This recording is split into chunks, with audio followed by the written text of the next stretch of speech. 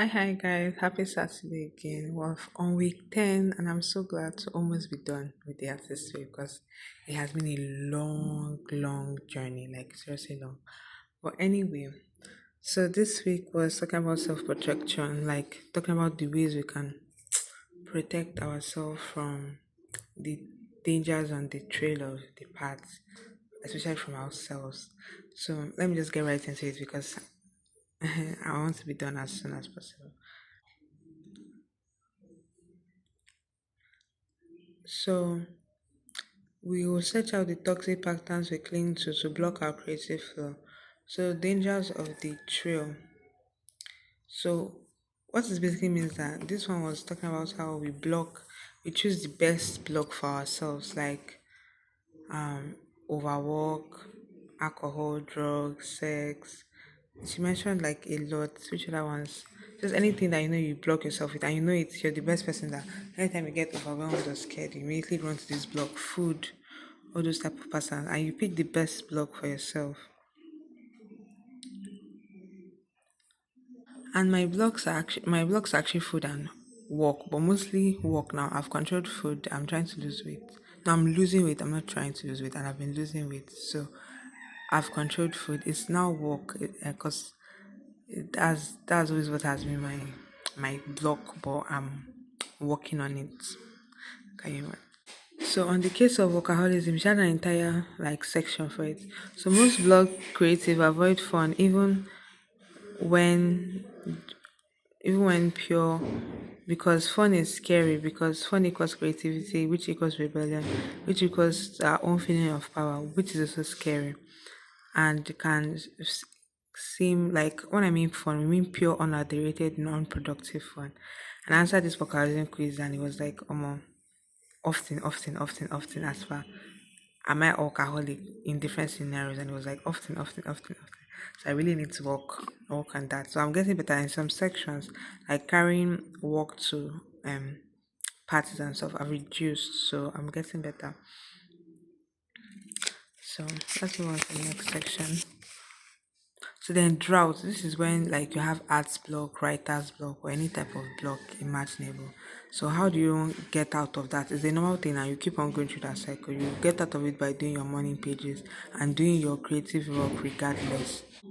Then on fame, fame makes you feel as if it has not happened up to now, then it will never happen. And then focusing on this creates a continual feeling of lack, because even when you reach, let's say, 100 fans or so, you would want to reach 1 million, after 1 million, 3 million, 10 million, and you always want to keep being famous. And the truth is that being in that spotlight, you'll be there, oh, but another person will try and overtake you and blah blah blah.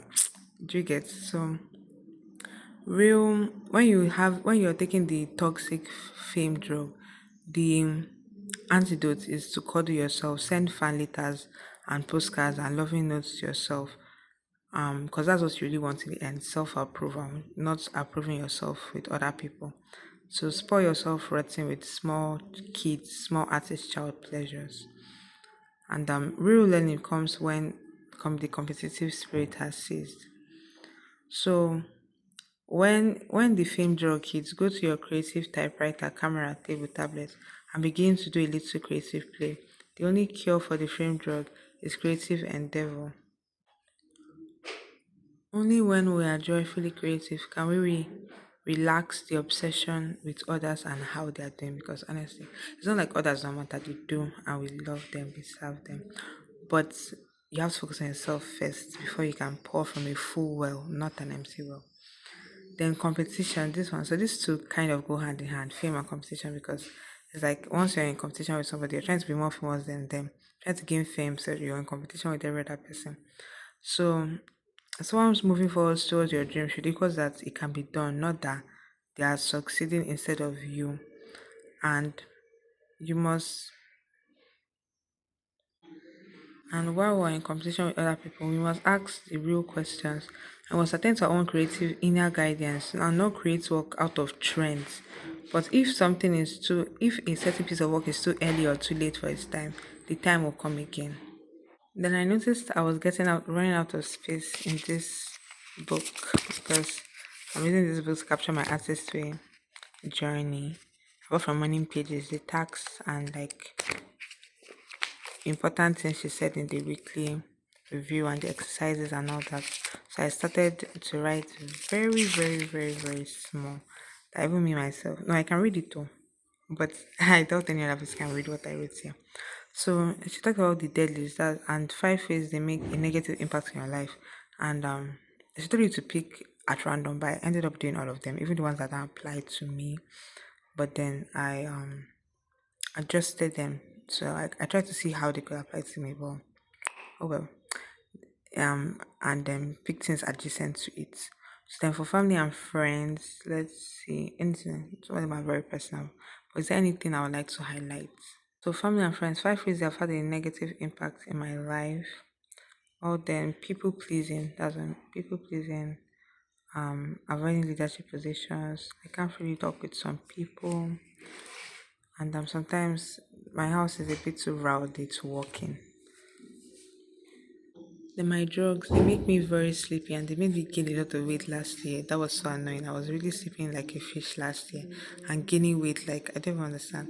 But I switched to a less fattening drug and also less sleep effects. So I'm doing much better now. So that's very okay.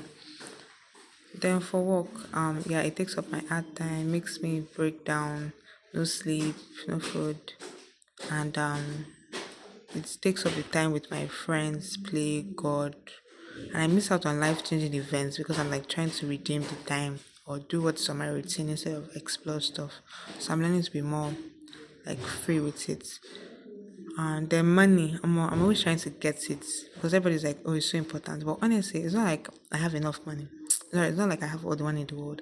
But my parents provide for me just like, just like the extent of what I need. Like at the very edge, like I'm surviving. So I was trying to build wealth, but I'm thinking I should try and build something that lasts. I'm in Nigeria, so I always have to consider the money factor. But I think I really wasted a lot of time trying to build wealth instead of mastery. Actually, you should try to build both at the same time.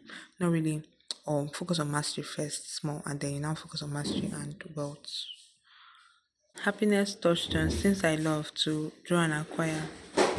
Precious rocks, lying down watching movies, a good book, cats, cute things, my OCs, art, anime cartoons, geological art and media, flowers, stars, blue, pink, yellow, green, girly stuff, plushy stuff, pineapples, coconuts, savory food, sketching, children's books, manual music, dance, ballet, staying in nature, animals, new planets, earth info like or nature, insects, like how this planet works and functions, not just always humans.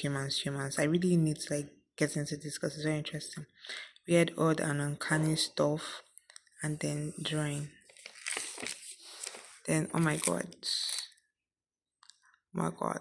So then the awful truth. Let me read through this and see whether there's anything important. So basically, things that are affecting my creativity workaholism. I tried an experiment where I usually draw in the morning. Like over time, I feel like I'm drawing in the morning, like right after I pray. It's always the best because it's clear, no one is talking. But then I said my reading was going a bit down, so I had to switch it. Like I knew that is going to affect my drawing because I might end up sleeping and forgetting my drawing.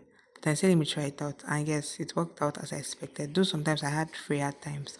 So I'm going to switch it back to morning again. And this time be more intentional about my reading and having to study blocks in the afternoon and evening.